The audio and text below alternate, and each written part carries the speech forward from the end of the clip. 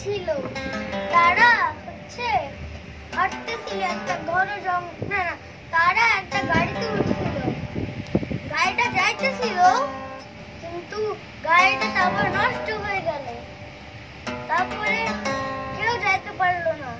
Driver বললো যে গাড়ি তো ঠিক করতে নিয়ে যেতে হবে গ্যারেজে, আমি তো এখন আর আসতে পারবো না, আপনারা হেঁটে চলে যান। তারপরে ওরা হেঁটে হেঁটে ঘন জঙ্গল দিয়ে যাইতেছিল। তারপরে একটা বন্ধু, একটা পাথর ছিল এখানে, আর সে হাঁটতেছিল, তারপর সে পড়ে গেল। আর সবাই বললো যে আমরা একটু চলো বিশ্রাম নেই। তারপরে একজন উঠে গেল, সে দেখলো যে একজন নাই, তারা তো জানতো না যে সে পড়ে গেছে। তারপরে পরে আবার ফিরে গেল তারা। তারপরে যে দেখে তার মুখ ভূতের মতো ভয়ঙ্কর, দেখে ও মরে গেছে, ভূতের মতো ভয়ঙ্কর চোখ। তারপরে একটা রাজপ্রাসাদে যায়, সেই প্রজাটা রাক্ষসের মতো কথা বলে, ডাইনির মতো কথা বলে। রাক্ষস কি আর ডাইনি কি? ডাইনি বুড়ি আর রাক্ষস দম্বি।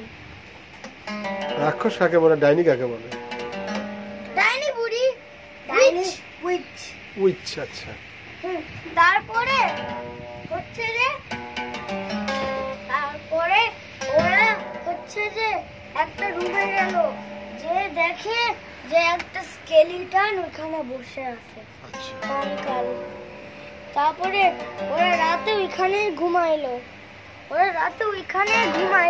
আচ্ছা। তারপরে ওরা একজন শব্দ শুনে উঠে গেছে, দেখে ওইখানে ওই রুমে যে দেখে, স্কেলিটন রুমে যে দেখে ওইখানে রাজা রানীর আত্মা, আর ওইদিকে ভয় দেখাচ্ছে। গল্প শেষ হবে কখন? আর তারপরে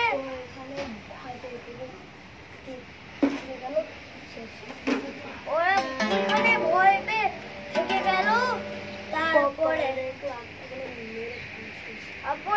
ওই আত্মাগুলো ওদেরকে মেরে ফেললো, ওরা মারা গেল। ভূতগুলা অনেক ভয়ঙ্কর ছিল।